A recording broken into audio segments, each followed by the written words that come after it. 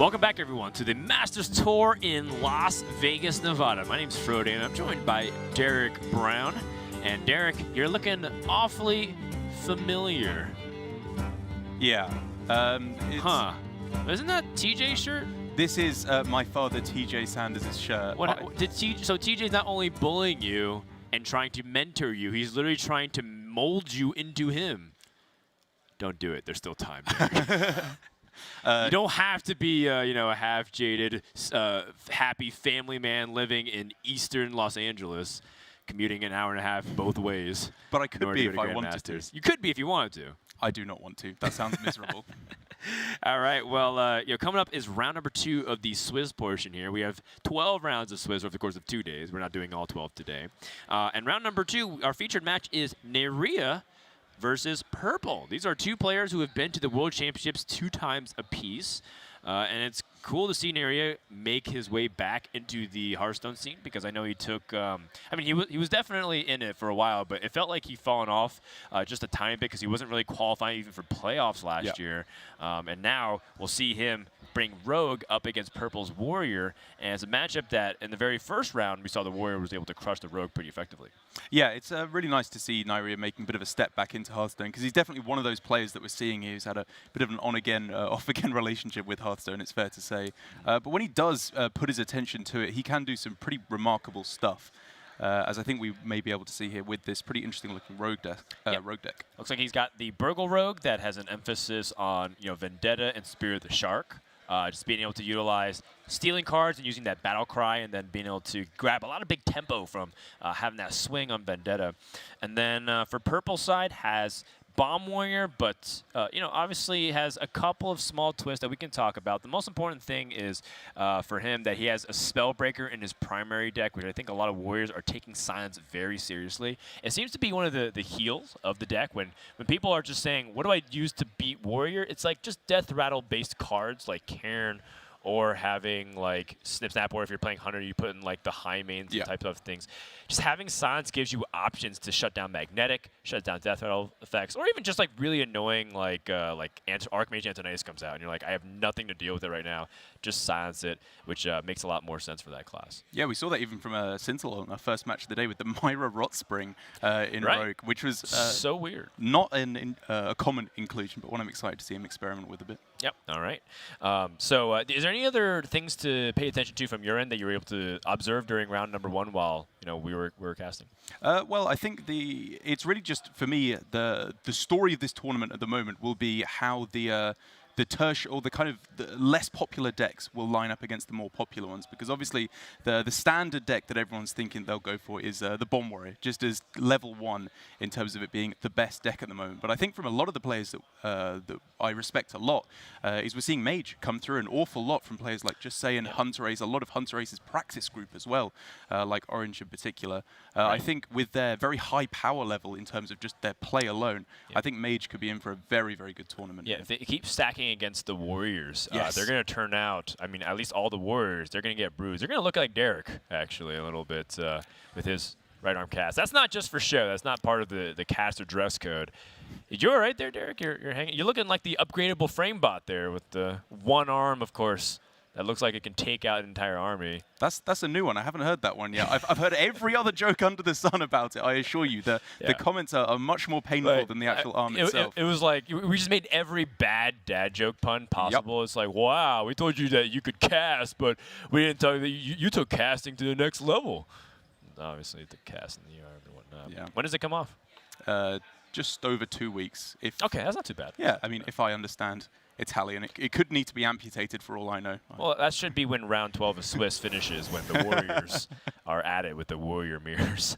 But no Warrior Mirror coming up here on stream. I personally like this matchup a lot. I think Burgle Rogue versus Bomb Warrior is possibly one of the most represented matchups that you'll see in competitive Hearthstone that isn't a mirror. But I do think that is one of the most compelling 1 versus 2 matches we've had in Hearthstone, because of the variety of cards that can come to the Rogue arsenal, and on both sides too. Like Warrior sometimes pulls things from the depths of the Abyss with their Omega Assembly, with their Delivery Drone, and then Rogue getting Hedgecam Burglar, and then getting these ridiculous combinations that we haven't ever seen. And then of course all the lackey sometimes gets really funny stuff with faceless lackey coming out here with some pretty ridiculous stuff. I think it's also very interesting with respect to this exact matchup because of the diversity of opinion on this matchup from the pro players. If you ask 100 different pro players, you'll get 100 different opinions on how this plays out, with half the field saying they favor the mage, half saying they favor the warrior. I think as it goes on, I'm starting to see more of a leaning towards thinking the warrior is the favorite in this matchup just because of its ability to tempo out in the early game and also remove pretty much every threat that the rogue can throw down. Yep. But played well, the rogue has a very, very good shot in this matchup. I think so too. The first matchup here, I kind of wonder how some of these cuts are going to affect the warrior. The first notable thing that we've been seeing a lot of warrior players do is cut some of their big removal options. Brawl is a one of in a lot of these deck lists, and that's largely because they don't want to, well, have dead cards if they face a mirror, for example, but they want to just squeeze in other tech cards, right? And then the other thing that we've been seeing is they've been cutting card draw, like one Acolyte of Pain. Sometimes we've even seen the shield block as a one of, like Eddie was a big proponent of that back in Grandmasters from week to week. I wonder how that's going to affect when you have, you know, Harrison, Archivist Elysiana, you have that Spellbreaker, and then the one of Snip Snap. There's just a lot of variety to this warrior deck list, and I want to see if that ends up being its strength or ends up being its Achilles heel. Well, I think it depends on which list ends up being the better one. If you're bringing the list that looks to be more powerful with the field as it stands, I think you're in a good spot. For example, Purple bringing Archivist Elysiana in his primary deck, not his secondary or tertiary. That's a bold call, right? Yeah, it's exactly. Immediately saying, I identified that Warrior is going to be the most popular class in this field. And I think Purple made that right call. Good call. And then another interesting call on Neirea's end is he has a Snip Snap just in his main deck, you know, and there's not a lot of application to the magnetic ability of it outside of itself. There's a Zilliax in the deck, but it's just kind of interesting to see that's where he identifies that the card power level is absurd, and people feel like you can just put Snip Snap in your regular deck, and then some players are saying, you know what, I'll put it as a second or tertiary deck tech. The difference of opinion there is pretty interesting to note. I personally believe Snip Snap is the nuts. Really? I think this card is bonkers. And every time I've ever seen it being played, it's never been bad. Interesting. I think it goes in almost every class. I don't think I agree with you there. I think if it has the proper support to allow it to flourish, it can be absolutely incredible. I fully agree. But on its own, I think it's a little bit wanting a lot of the time. It's never bad, but it's in such a good deck as Shark Rogue. I wonder if it deserves a slot. What do you think it doesn't do well enough in a deck like Shark Rogue? Like, do you think it's just too awkward? It doesn't synergize enough? Well, I think like a lot of the time with Shark Rogue, you're either trying to obviously use all your crazy battle cry and combo effects to generate huge amounts of value if you're taking it into the late game, which Rogue is obviously very, very good at. The other half of the time, you're just trying to hit your opponent in the face as fast as you can to close things out. Derek, you talk like a person that's never played Snip Snap as two separate entities. Trade one and Shadow Step the other, and then just start like stacking onto it. No, there's some really sick stuff I've that never you can done have. that. I have or never like done that. Waggle Pick, and like, I know it sounds silly because you don't get the death out of Yeah. but that's what makes the power of Snip Snap have so much more. It's like because it's so modular, and because it snips and snaps so effectively. Don't look at me like that, Derek Brown. It's actually a lot deadlier than you might suspect off at first class. Because you just think, oh, you just play it as like a tempo min. You play like a Harvest Golem, you play like a Savannah High main, you magnetize the Zilliax. But it's got so much potential and implications. I'm just gonna let you watch. Okay. You can have a smug look on your face for the entire cast as I look a fool. Also, against Warrior in particular, Snip Snap is very good. Yes, I can agree with that. So I guess maybe it wasn't the Snip Snap that was wanting. It was me all along. Well, it's also me, too, because I want Snip Snap to prove me right. Otherwise, I look like a fool. Like a fool! And as we can take a look at the secondary and tertiary decks for both of these players. Yeah, we're taking a second to get set up here. Yes. For Neirea, it looks like the tertiary deck with Ken Bloodtooth thrown in their War Gear and Coppertail Imposter in his tertiary deck. This is spicy. This was a trend that we started seeing very recently in the past week, and that is Mech Rogue having an appearance. And of course, Mech Rogue, we call it that because it has a package of mechs. It still keeps, you know, the Edwin Van Cleve, the Shadow Step, the big lackey package. Yeah. But It's just really cool to see Rogue take a different core identity. Yeah. A different set of bells and whistles on top of their core identity that we're not used to seeing. Because the last time I saw anything Mech Rogue related was when they had Shadow Sensei. Yeah, it was like a cheese deck. Yeah, you know? yeah. And you used to play the weapon. I forgot what it was called, but it would give like it was like a mechanic wrench or something. Yeah, and yeah, You yeah. get in +2 attack, only if you had a mech on board. I haven't seen that in so long, and I saw it climb to top 25 legend, and I was thinking, you know what? Is it because of the mechs, or is it because you just coined out Evil Miscreant and used Waggle Pick? I mean, that's always the question. Yeah, yeah. But weirdly enough, the person I've seen playing this Coppertail Imposter Rogue the most is Neirea's opponent, Purple. He was playing it on stream a lot when he was visiting Zalay here, obviously, in Las Vegas. Yeah, that makes sense. And it's a weird build of it with only one war gear in the deck, but Hold on. it looks like Purple may be equipped to deal with it. His secondary deck, Purple's secondary deck, has 4 silences. He added a Spellbreaker and 2 Ironbeak Owls, and he's added 2 EMP operatives, 2 EMP operatives. That's ridiculous. He wants to destroy the mechs. He can see the lines. He sees the line. So if Neirea goes for a Mech Rogue package, he is going to get shut down. He's going to get blocked so hard. Oh, wow. I'm looking forward to that a lot, Derek. I want to see that happen. I cannot wait. But first of all, this is, in the specialist format, you have to queue your primary deck first. So for both of these players, the deck they thought would do well against the majority of the field. No especially powerful techs for either player so far. Yep. We're going to start things off pretty standard. And decent opening hand here for both players. Neirea has the Coin Miscreant. It was looking a little shaky just based off of having only Life Drinker and Henchland Burglar. But Purple has the 1-drops. And the 1-drops add so much to the Warriors' arsenal because not only does it give it early game board presence, it helps flesh out the curve so effectively. And Purple immediately with the opportunity to armor up or play the Eternium Rover.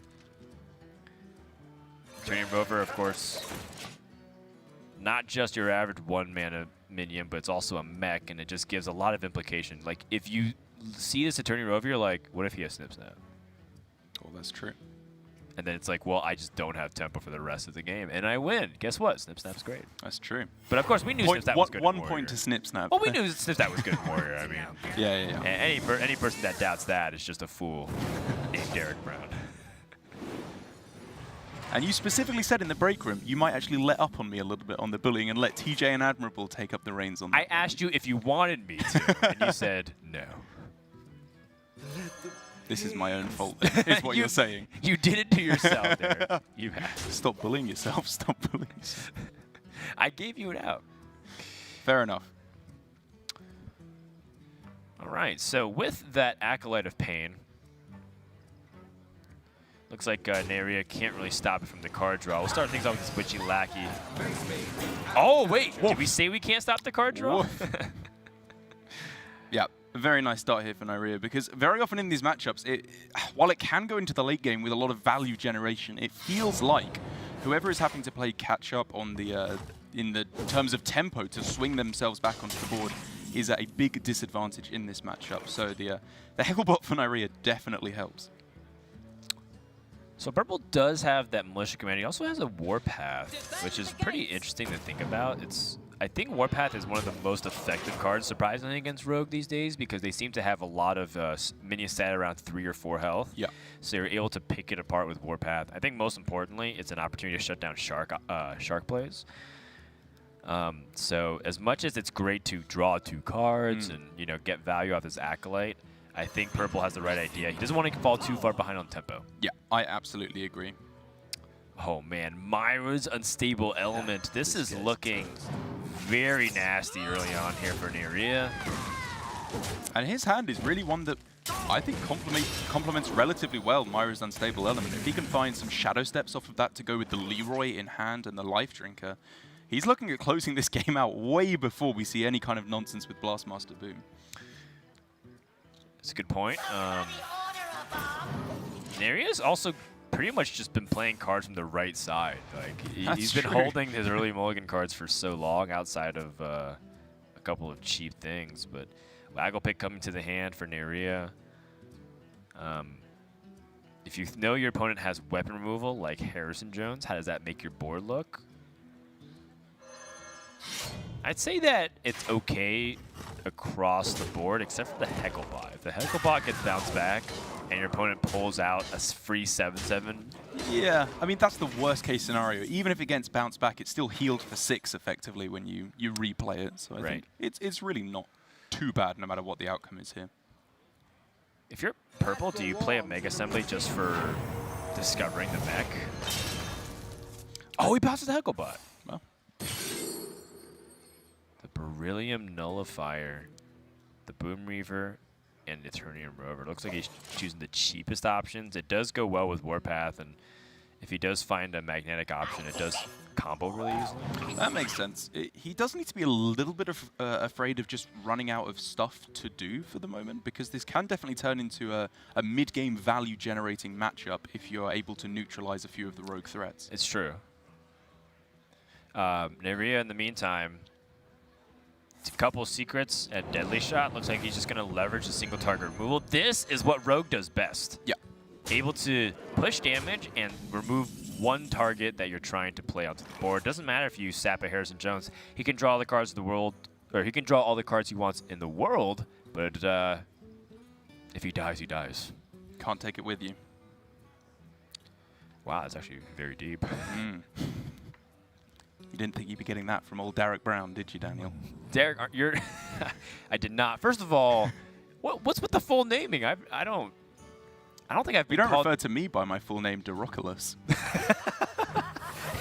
Turns out you're half Greek. I had no idea. I haven't been full named in like years by anybody. So thank you for that. But yeah, that was very deep. Have you been doing a lot of musings, Derek, about whether or not you can take all your caster earnings with you to the next life? Yeah, all those millions and millions of dollars I'm making. Yes, and meme points on the internet. You can't take your caster earnings or your memes with you, Derek. No. Having an existential crisis as a result. Neirea has 8 power showing on the board. He has 2 life drinkers, so that's and a Leroy Jenkins.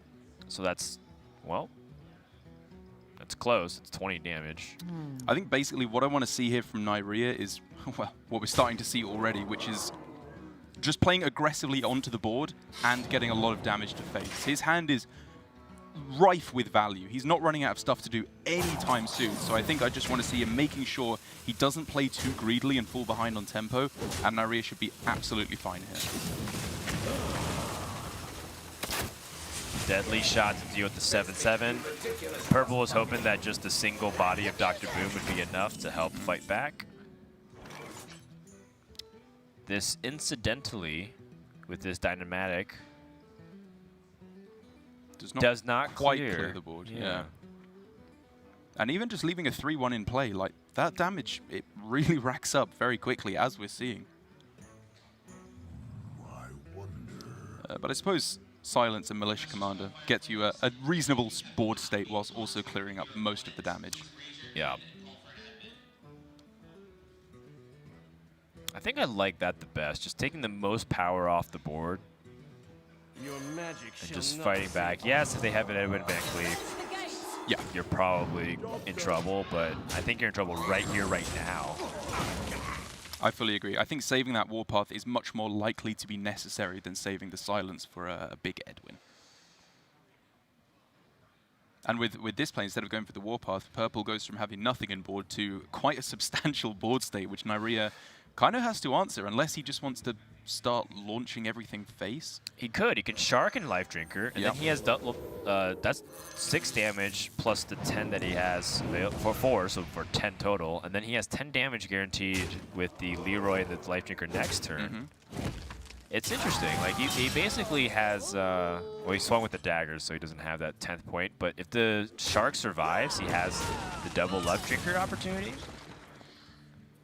Purple now with 3 swings of Warpath that it looks like he's lining up for, would be able to survive with a shield block for the moment. Right.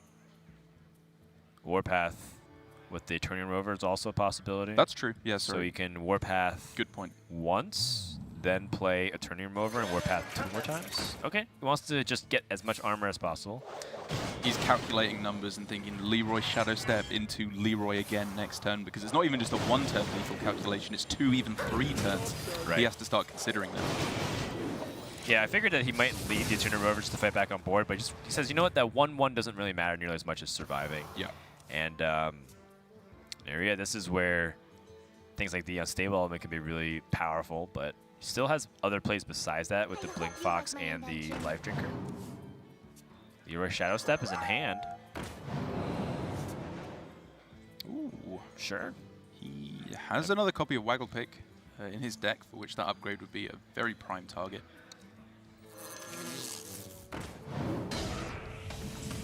We're looking for any kind of magnetic ability. Dr. Boom Mad Genius comes in the hand. Yeah, that's very, very nice for a... I mean, you could think about it this turn, but I think it's probably Ziliax instead to clean up a bit first, then solidify with Dr. Boom. Maybe.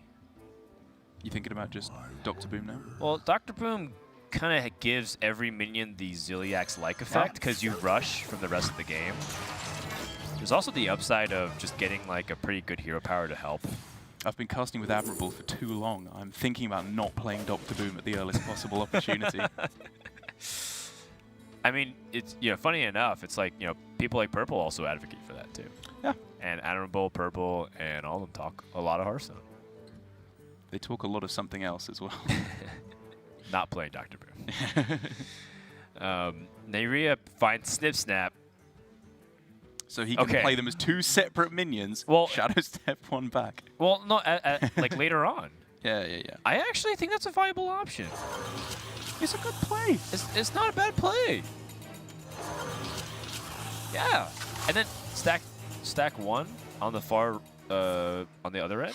Oh, he's only gonna dagger up and upgrade. Whoa, he's got the damage calculation. He's going aggressive. Yeah, I mean, this is purely for his damage breakpoints, I think. Right. And this is the downside of Purple's play, which is that he left 7 damage on the board, whereas he could have mitigated some of it with the Ziliax on the previous turn. Yeah, but now he has a Mega Devastator. Yeah. It's worked out pretty well for him, I think it's fair to say. Yeah. And the Shield Slam actually ends up being very nice as well to clean up everything.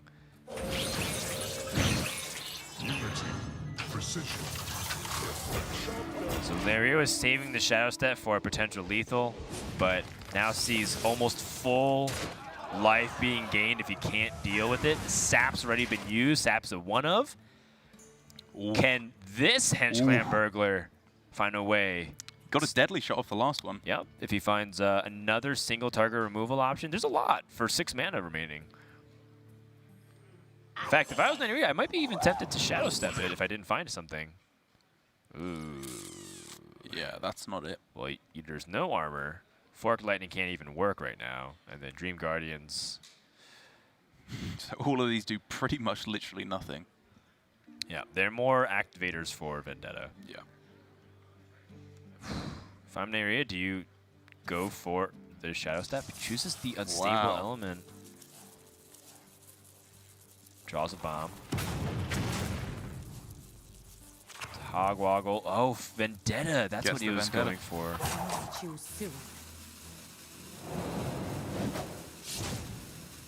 Still, though, it still goes right up to full health, man. Yeah. So I guess at this point, he's, with not even having any lackeys in hand to go with the Togwaggle, he's pretty much all in on a big Edwin to have any chance at all in this game.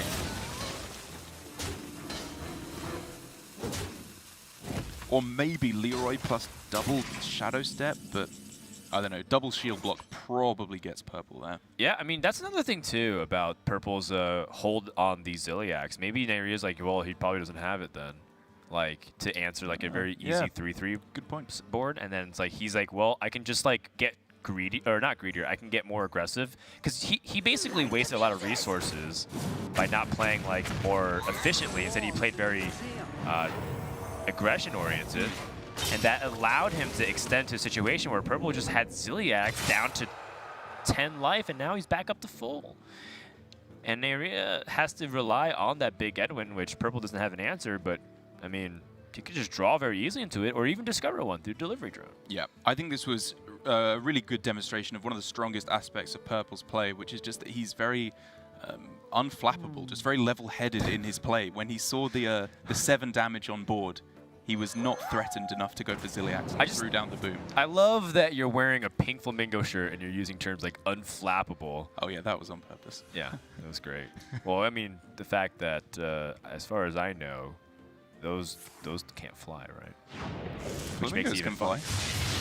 I've never seen one fly. This guy's toast. I'm pretty sure I've seen a flamingo. Or is it ostriches? Ostriches cannot fly. Oh, that's what it is. The Brotherhood Shell Cafe. That makes a lot more sense. Well, then the pun is not as funny. In that case, I just remembered completely flightless birds. They've never set more than a foot off the ground in their lives. You are so clever. Whew, dodged one there. Truly the master of memes. Purple can take down 2 of these minions with warpaths, then use that replicating menace. Yes, he can. And that is pretty much the final hurrah. Even with the Grommash Hellscream for Neirea, I don't even think that's going to be enough. I mean, he's got a lot of damage. Yeah. Oh, the blast shield. Neirea is disappointed to see that. 17 health next turn.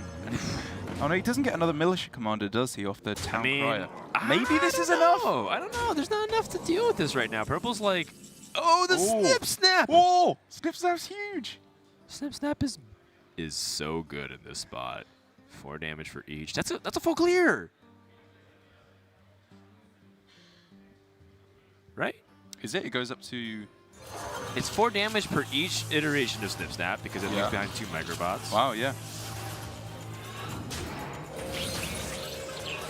Wow. But he can't hero power. That is sort of a big deal. Grom is the bigger deal at the moment, though. But even then, what is this now? 12, 18 damage. Maybe he can eke out a little bit more with the weapon and a hit to face if Neirea is very lucky. Seems like a situation where Neirea sees microbots, so he knows that if he plays Togwoggle on the board, he loses that anyways. Yep. Leroy, Shadow Step. This is the game plan at the moment. He has the amount of damage that he needs to win next turn. With the weapon as well, it's 1 over lethal. Right, so does he Ziliax here to just gain that life? Shut down the magnetic ability even? That seems smart. Kill off the microbot? I can't believe there's still an out here. But, of course, Purple with the shield blocks. This was closer than I thought it was going to be. It was much a closer. lot closer, and I gotta say that a lot of things went Neirea's way. You know, getting the single target removal very cleanly, being able to get things like Grom off of Myros and Stable Element being discovered. These are some really powerful cards, and Warriors still prevailed because of a combination of Purple having the 1-mana minions early to shore up their early game. And, I forgot the Hecklebot, too. That evolved to a Hecklebot was nutty. Despite all of that, Neirea was not able to get there because of that giant Ziliax swing. And why, even in the previous series, I was emphasizing with Admirable, Ziliax is so important. And the more I see that card, the more I just appreciate it, not because of its flavor, not because of its power level, but because it even requires very precise timing and understanding of a matchup on when to play it and how to use it. I fully agree. And from Purple there, I think, well, I mean, I said it, that is a turn I would have played very differently. I think I would not have thrown down the Dr. Boom because I was too afraid of the damage there. But he knew what exactly to be afraid of. He knew he needed to hold on to those removal pieces just a little bit longer. Yep. And it worked out great. And I also don't fault Neirea for, like, the timing that he chose to go all in, essentially. You know, his hand was basically telling him to be aggressive for a handful of turns. And he was like, well, I don't feel like I have the opportunity now. He sees a 2-turn lethal and even had a 3-turn lethal setup follow-up in case his opponent gained a little bit of life through a shield block.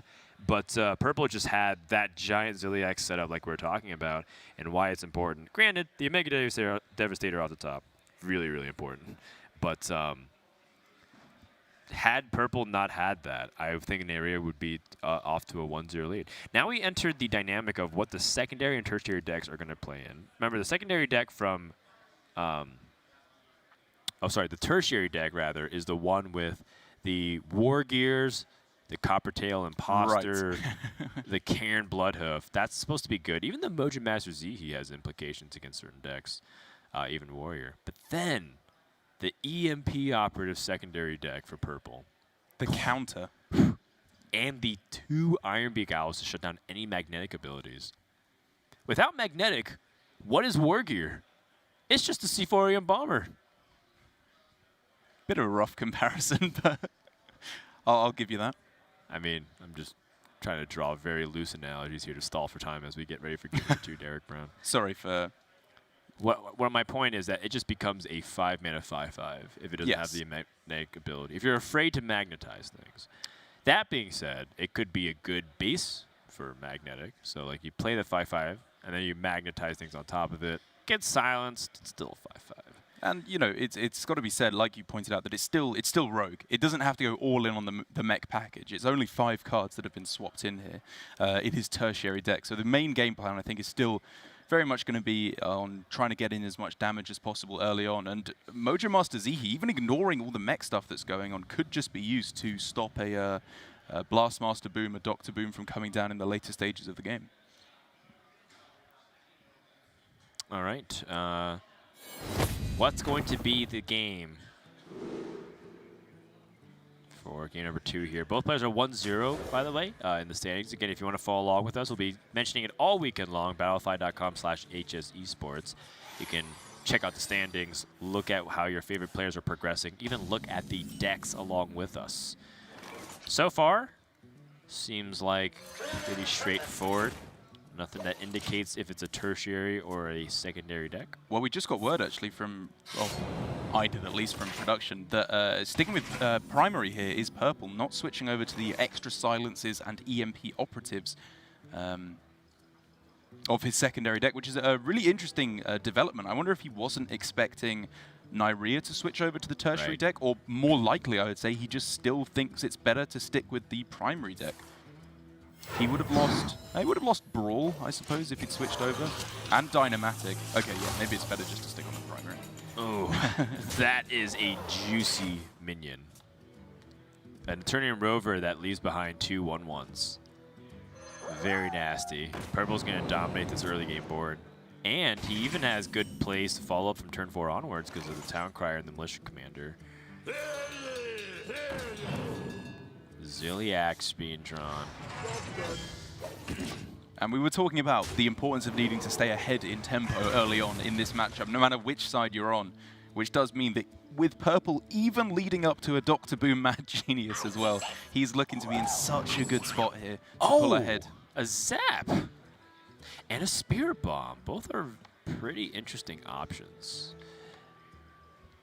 The Zap doesn't affect Neirea too much outside of the Ziliax play next turn. The Spirit Bomb is just more effective. There's like 4 is just a lot more impactful against a lot of warrior minions. Yeah. I mean, I'm kind of tempted by the weapons project to destroy Wrench Caliber, but I think the difference between 3 and 2 is probably not big enough. And the extra bomb in your deck could be important, but I think it's less useful than a Spirit Bomb. Right. Wow. Zap, but a hold on it. Looks like Neirea is going to utilize that for the following turn. Yeah, I mean, it wasn't really doing all too much on this turn. Were you looking at zapping the 1/2? Oh, no, I just wasn't exactly sure. Maybe zapping the Rover, but he has Ziliax in this position. Oh, I guess he could have attacked it, sorry, with the weapon. Okay. Yeah. Yeah. That would have been all right. Ziliax makes sense here, though. Unity. Precision. Does he want to zap the 1/1 to stop any magnetic from coming out? Because it's clear that Purple's playing a tempo-oriented plan right now. Okay, zaps the 1/2 instead. I thought that there was merit in zapping a mech in this spot here, but Purple looks like with the ability to magnetize through Ziliax, maybe not necessarily he even wants to do because he still has that Wrench Caliber in this spot. Yeah, and he's still at full health as well. I think if Neirea were to see a Ziliax magnetize down here, he wouldn't be all too sad, all things considered. And then the only other magnetize effect is Snip Snap, and you already used that. So it seems to be all good. Oh my goodness. This is the tempo play that Purple's looking for. Oh, Weapons Project doesn't look too bad here, huh? Yeah, that's true, actually. But he already, of course, used Zap to get that tempo. So what's interesting is Neirea is like, he's valuing the tempo in the matchup too. He hasn't played a single Shark. And he's playing both his Burglars. Ooh, wow, going with the Shark over the Hench Clan Burglar here. I think it's because the Wrench Caliber on the board. Yeah, And I guess so. he just this is also an opportunity for him to potentially get further ahead. It's Plus, just such a bad turn. he has it's so bad. He has Hench Clan Burglar Rush. Or should I say Charge? I'm wondering, was there any merit of going backstab and waggle pick on that turn and hitting face, and then you could bounce back the Hench Clan Burglar? But I think this is fine. He has 2 Sharks. He improves the depth of this play. fair enough. Fair enough. Dr. Boom Scheme. It's always a funny card to me. Bane of Doom has a very interesting range of demons right now, but because a lot of them rotated out, It's pretty poor overall. Even Doomguard. yeah, Hall of even Fame now Doomguard's as well. gone. So your best ones are like Illidan and like Jiraxis.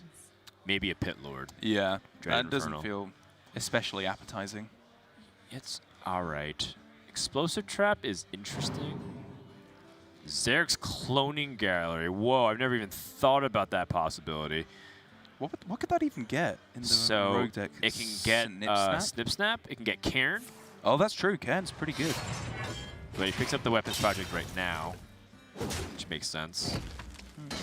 Accepts the fact that his opponent might have that Harrison, but Dr. Boone, mad genius. Important even to the degree of leaving up a Spirit of the Shark for a turn. Again, Purple showing the importance and the power level of Dr. Boom, mad genius, because no matter what is done here by Neirea, Purple can just clear up everything on the following turn. This is certainly interesting. Neirea can play Mojo Master Zihi not once but twice. Oh, double stealth. You're never finding that guy. Actually, that'd be a pretty interesting mechanic if stealth could be activated twice, so you have 2 rounds of being stealth instead of 1. It'd be interesting for a day. Yeah, I think interesting is an interesting way of phrasing that. Well played, Darren. I guess no harm, no foul. Nothing really for the Shark to capitalize on. Yeah, and I think that was really just for Purple, testing out the secrets. Was it Snipe? Was it Snake Trap, I guess he was somewhat afraid of as well. Right. Now he's narrowed it down to Misdirection, Freezing Trap, Explosive. Yeah. He attacked with D1-3, so Freezing Trap Oh yeah, sorry, good point. is also off the board. The Coppertail Imposter. Or Rat Trap could be as well, sorry. I just want to see 1 War Gear. Just give me that War Gear. Well, he's only got 1 in the deck, which is kind of surprising to me with a double Coppertail 1 War Gear package. I would have thought you'd go for 2 of each just for the obvious turn 4, turn 5 synergy that works out so nicely. There's just not enough cards to switch. I think if he had a 6 card, he would have done it. Yeah, but he has I guess so. Cairn and Mojo Master plus the 2 Coppertails and War Gear. That's 5 cards. Yeah. I think I could see another War Gear over a Cairn. Maybe. Over the Cairn. Maybe. But then how are you going to get the Zarek's Cloning Gallery synergy? Dude, okay, no. Zarek's Cloning Gallery pulls out Sharks. Not that he doesn't have it, but pulls out Sharks and Cairn and things like Snip Snap. Then you can Shadow Step whatever comes out, like a Blink Fox, and then play it. You're onto something here, man. Make it happen. That sounds cool. Shadow Step to Snip Snap.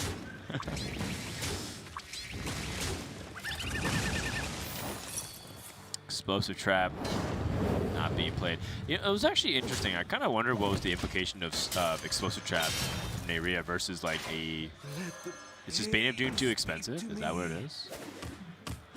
It's likely going to stick around in the hand for a long time. I'm not even sure that it's better, to be honest, because if he's losing on board so decisively to the point where Explosive Trap is actually good, he's probably losing the game pretty decisively anyway. That's fair.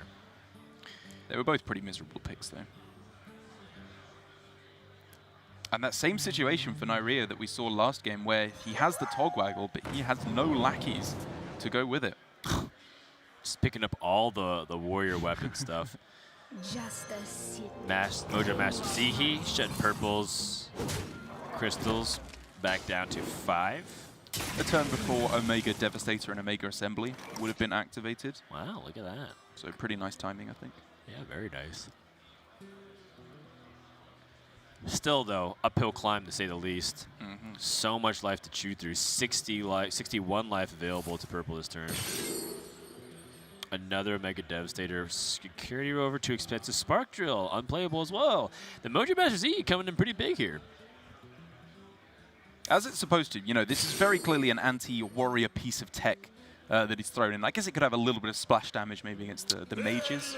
Yeah, and then, you know, if you run into like the odd Holy Wrath Paladin type situation. That's true. Yeah, good point. Good point.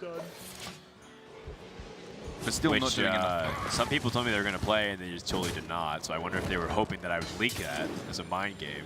Oh, Frodan's, you know, he has loose lips. He'll just tell people that I'm playing this deck, and then I'll break something else. I know. I was... Nope.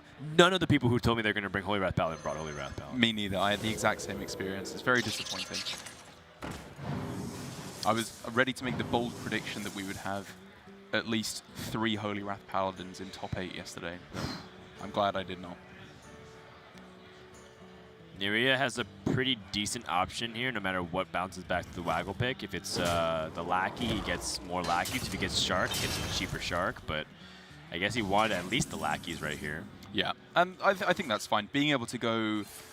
doesn't actually even quite have the mana to go Lackey, Shark, Togwaggle all on the same turn. And if he wants to wait for that, oh, that starts getting so slow. Yeah.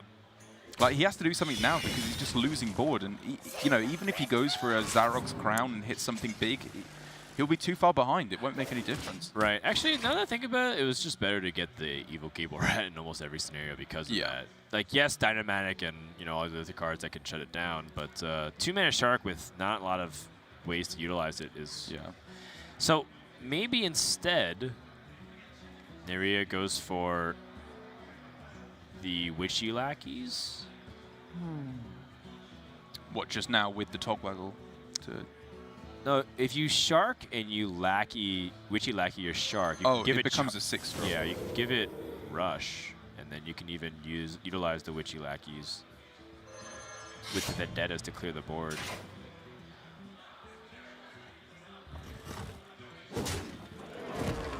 Okay.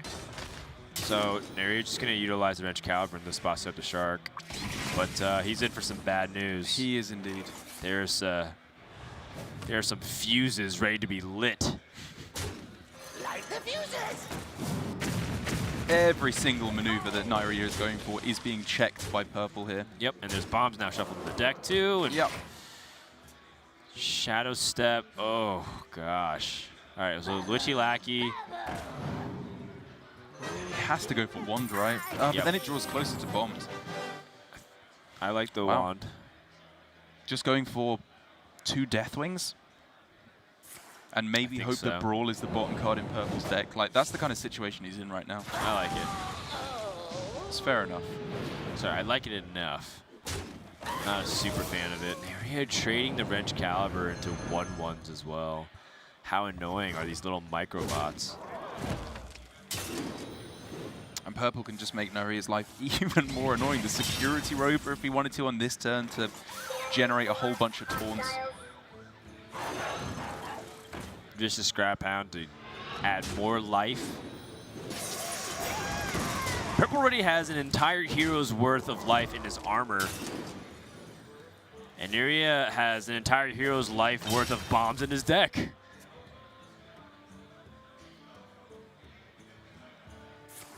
And if Neirea's going to have any chance, it has to come right now. 4, 4, 5, 5, 6, 6. It's just math. Yeah. Gotta go with the highest amount of statistics on the board. Bubble, bubble, eat it! I never like This was a pretty powerful turn. All credit to Neirea. Yeah, it was a big swing, and I think upgrading from 7 to 8 mana is just the best statistical outcome on average. Yep. Not when Captain Hooktoes comes out. Wait, what? He draws his bombs before Neirea does? from the Wrench Caliber swings? God, Purple's getting so unlucky this game. What are the odds of that? Yeah, this one looks like it's a cleaner upper. there's not much Neirea can do. And he even had like the mech deck, but things just didn't line up the way he needed it to, despite having 2 sharks. Yeah, Purple just showing time and again his proficiency with this Bomb Warrior deck. He builds it well and he plays it pretty much perfectly. He knows exactly what he's going to do, which is situations like this, you just develop onto the board, hit them as hard as you can, and try and lock them out of the game. Is there anything, any possibility? Zilliax. Hakar. You kill your own Hakar and go for some kind of lethal. There's no way. Oh, hold on. Witchy Lackey? Could he get Fell Soul Inquisitor on a 4-drop slot just for a bit of taunt and lifesteal? Faceless Lackey can give him other forms.